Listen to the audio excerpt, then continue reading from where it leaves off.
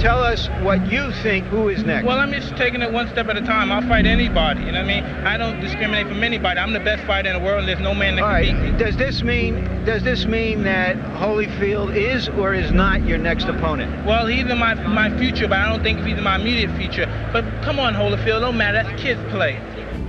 November 9th, 1996, WBA Super Heavyweight Champion, 30-year-old Mike Tyson, makes his first title defense against the 34-year-old former world champion, Evander Holyfield. Initially, this fight was supposed to take place 6 years earlier in June of 1990. But 4 months prior to that date, Tyson unexpectedly lost by knockout to James "Buster" Douglas.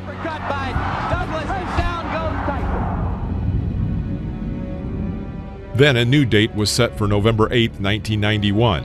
But first, Tyson broke a rib, due to which the battle was postponed, and then he was accused of rape, and in February 1992 was sentenced to prison. Tyson was released in 1995, and in March 1996 had won the WBC belt.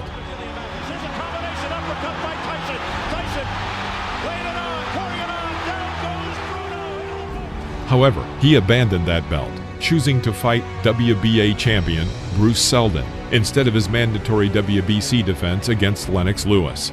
Tyson beat Seldon in just 1 minute and 49 seconds, and 2 months later he fought against Holyfield.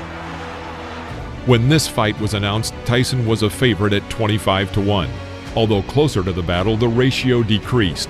Still, Iron Mike remained a solid favorite at 6-1. Holyfield lost 2 of his last 4 fights, and a year earlier in a 3-fight series against Riddick Bowe, lost for the first time in his career by knockout. A short right hand from Riddick Bowe. Holyfield was considered a boxer whose career was rapidly fading away, and the fight with Tyson was only supposed to accelerate this process. Tyson in 1996 was not the same Iron Mike as he was in the late 1980s, but still, Tyson's aura played a big role. Although many admitted that Iron Mike was a little rusty, they still believed that if anyone posed a threat to him, it certainly wasn't Holyfield. But despite all this, the excitement around the battle was colossal. The MGM Grand Arena in Las Vegas was packed to capacity, with 16,000 tickets sold, bringing in $14 million. At the time, the fight set a record for pay-per-view broadcast sales at 1.5 million, bringing an estimated $80 million. The boxers' fees were also huge. Holyfield received $12 million and Tyson $30 million. In the first few minutes of the fight, the unexpected became apparent, and that was that Holyfield appeared physically stronger than Tyson. Being in a clinch, Holyfield knocked Tyson back without any problems. Moreover, Tyson's aura had no effect on Evander, and he did not hold back during his attacks, as it often happened with Iron Mike's rivals. But it was not just Tyson who was surprised. According to Holyfield, he did not expect Tyson to attack so often with a right cross.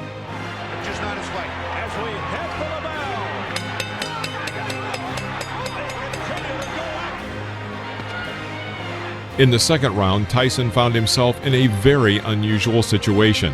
Unwillingly pressed with his back to the ropes, and under the attack of an opponent, he missed an incoming hard left hook.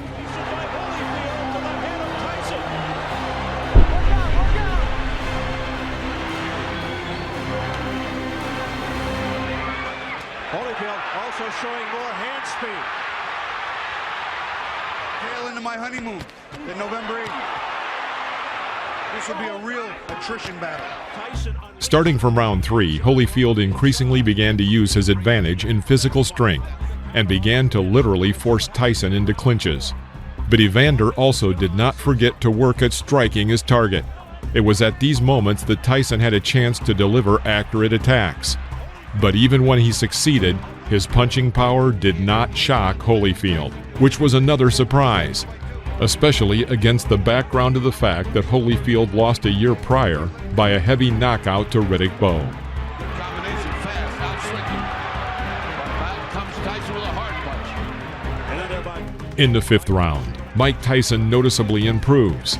He works in a variety of ways, demonstrating his best qualities, and for the first time since the beginning of the fight, we can confidently say that he won the round. Mike Tyson, say if it bears true. Hooked by Holyfield. Tyson. And Evander has the reach. He should use it. Tyson starts the 6th round aggressively, but Holyfield quickly suppresses this aggression. A little later, in an exchange at close range, their heads collide, and Tyson receives a cut above his left eye. That's a big left hook. After 4 rounds, they go to the Came back. cut. Not looking good. The chance of Holyfield. After that, the situation began to heat up, and it ended with the fact that Tyson, being in an unsuccessful position, was knocked down with a blow to the chest. I think he was a little more bound. At the end of the round, Holyfield tried to build on his success. The moment turned out to be one of the most spectacular in the whole fight.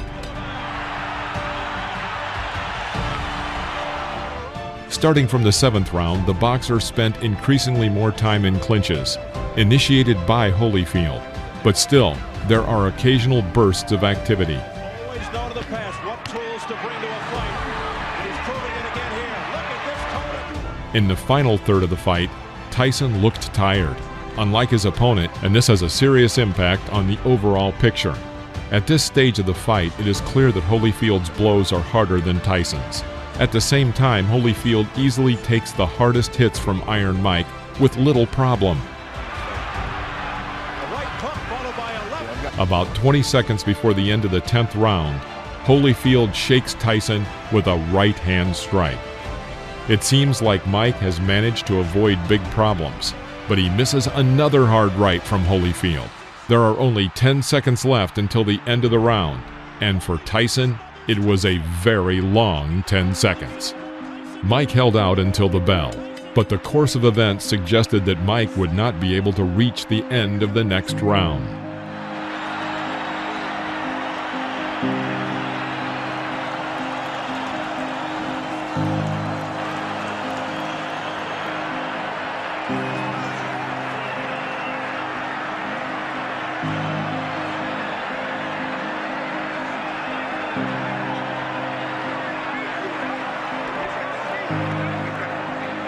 All right, let's take a look. Just when it looked like he was getting tired, he gets fired up. And here comes that champion's heart. It's a series of punches, some of which miss, but most...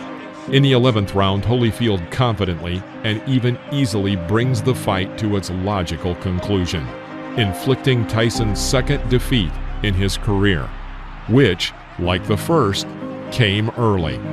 Whether this victory is Holyfield's greatest feat is difficult to say, but it is certainly the most notable success in Evander's career. But for Mike Tyson, the result of this fight marked the beginning of the end.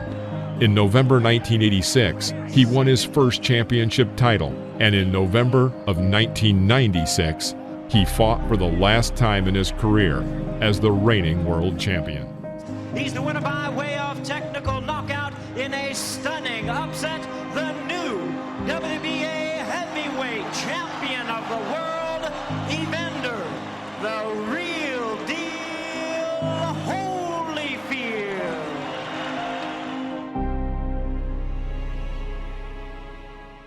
I went in there, I fought and gave my best. I was tired and just kept fighting. And I got caught in some exchange, and then he fought a hell of a fight. And I just commend you.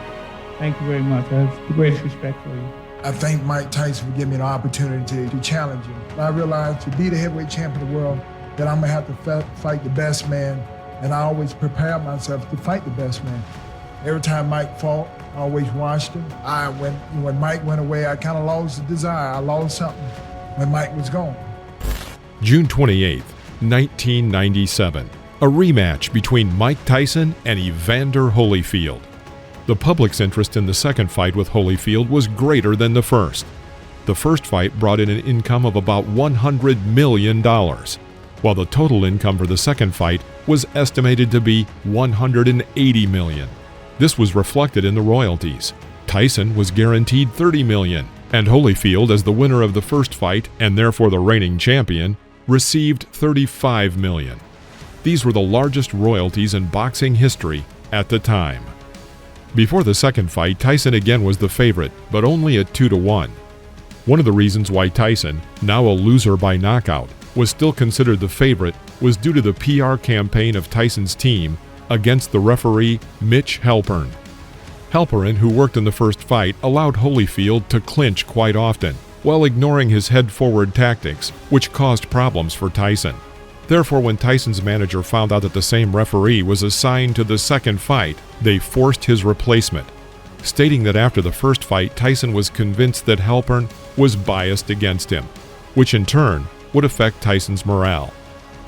The Nevada State Athletic Commission met them halfway, and the legendary Mills Lane was appointed to the role of the referee.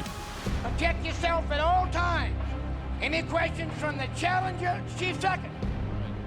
Any questions from the champion, chief second. Let's get it on. The sense of anticipation as before the first fight is almost palpable. Here we go, fight 2, round 1. A straight right by Mike Tyson, shrugged off by Evander Holyfield. Mike came in with the same thing, a 1-2, looking to go over the jab. And a lot of movement. By putting Mills Lane in charge of the ring, the hope was that Iron Mike would feel more at ease, and Holyfield would be limited in the behavior that Tyson felt influenced the first fight. Indeed, Lane broke the first clinch that Holyfield tried to use and reprimanded him, allowing Mike to be agile and dynamic at the beginning of the fight. I'm going to let this guy get pushed back. It seemed that this match was really a new confrontation and not merely a continuation of the 1996 battle. Then, 45 seconds before the end of the round, Evander went on the attack and shook Tyson. Iron Mike tried to answer, but his initial agility seemed to evaporate under Holyfield's attacks. Mike hit him back with the left hook. This is going to be a war. What a first round. He was in trouble there. He shook Tyson. He shook him. The 6th round of the first. At the end of the first round, it was sad to watch a different Mike Tyson slowly return to his corner. At the beginning of the next round, it seemed that Mike pulled himself together and started the round quite briskly. However, there was a serious clash of heads, from which Tyson received a cut. The important point was that when Holyfield went on the attack, Mike, instead of responding, appealed to the referee at the risk of missing incoming strikes. This obsession with the referee played a negative role. Managers and coaches had convinced Mike that only the referee was to blame for the defeat in the first fight. But for some reason, no one paid attention or did not want to pay attention to the obvious gaps in his physical and psychological preparation. The third round began. Now following a pattern, Tyson starts off confidently again. And this round became one of Mike's best rounds against Holyfield, including their first fight. Nice right hand by Mike. He is trying to get that right hand home. Gives him an earful. Back comes Tyson on the belt. Tyson with a short left hook to the head of Holyfield. A right hand by Mike Tyson to that. But then came the event that made his confrontation so scandalous. Holyfield goes down, and when rising, hits Tyson in the face. And then Tyson bites Evander's right ear. What happened here? He got bit, I think. Evander Holyfield, look out, he's pushed right here. Above us by Tyson. He's got bit in the ear. Well, and that hurts like hell, but he certainly had a big bite. And that's a dangerous bite. The referee deducted 2 points from Tyson, and Mike tried to convince him that the opponent's bloody ear was the result of a blow and not a bite. Lane replied that this excuse was nonsense. It may seem surprising, but the fight continued, and it was the most spectacular part of the whole confrontation. But unfortunately, it was short, because Tyson could no longer be stopped, and he bit Holyfield again, this time on the left ear, but with less damage to the ear.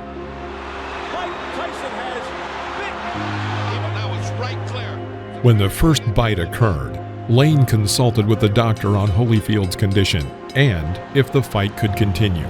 The doctor said yes, and Evander said the same thing. But during the break, Lane found bite marks on his other ear, and he decided that the fight should definitely not continue, and disqualified Tyson. Here again, Lane's authority played a role, as representatives of Tyson's team would have immediately jumped on any other referee and began to argue. In this case, no one dared to do it, but Mike was eager to continue the fight and tried to break through to Holyfield. Tyson did not achieve his goal, but one of the most famous photos in the history of boxing was born in that moment. Immediately after the fight, Tyson stated that his biting came in reaction to headbutts from Holyfield. But 2 days later, Mike appeared on television to apologize. "I just flipped my lid. I didn't know why I did that," Tyson said. An apology was not enough. Mike was fined $3 million and stripped of his license for 15 months. In addition to the end of the Tyson-Holyfield confrontation, several eras ended at once that day. If anyone was in doubt, it was now obvious that the era of Mike Tyson had come to an end. It also spelled the end of the era of Don King as the most influential man in boxing, as this fight was his last with Tyson. After that, a long-term trial between Tyson and King began, and King's influence began to rapidly weaken. Mills' Lane career was ended too. This fight was the last mega fight of his career. After that, he worked on 16 more fights, but not one of them could even come close to the fight between Tyson and Holyfield. Mills, why did you stop the fight? Because of the first bite on the ear or the second? The second one. The first one was a foul. I took 2 points. The doctor said he could continue. So let it continue. And he beat him on the other ear. I told him, I said, one more time like that, that's it. You're gone. I told them both. Knocked the rough stuff up. And he bit him again. I said, that's it. You're gone. As Holyfield leaves the ring, the condition of the ear, could he have continued? And did you disqualify him because of the foul or because he couldn't continue? Oh, no. I disqualified Tyson for the second foul. I told him, do not do that again. If you do, you're gone. So he could have continued. The physical condition of Evander Holyfield was such a view that he could have continued had he not disqualified Tyson. Well, I didn't ask the doctor. I never reached that point. I wasn't going to ask the doctor. That wasn't a question. That kind of foul, I mean, you got to take a position sometime somewhere. That was it. In 2002, Lane suffered a stroke, which left him speechless and paralyzed on the right side of his body. As of 2021, Mills Lane is 83 years old and lives in Reno, Nevada. In 2013, he was inducted into the International Boxing Hall of Fame. Tyson and Holyfield became friends years later, leaving all their troubles in the past, and both boxers were inducted into the International Boxing Hall of Fame. Please do not forget to like this video if you enjoyed it, and subscribe to our channel so you won't miss any new episodes about the boxing legends of the past. See you next time.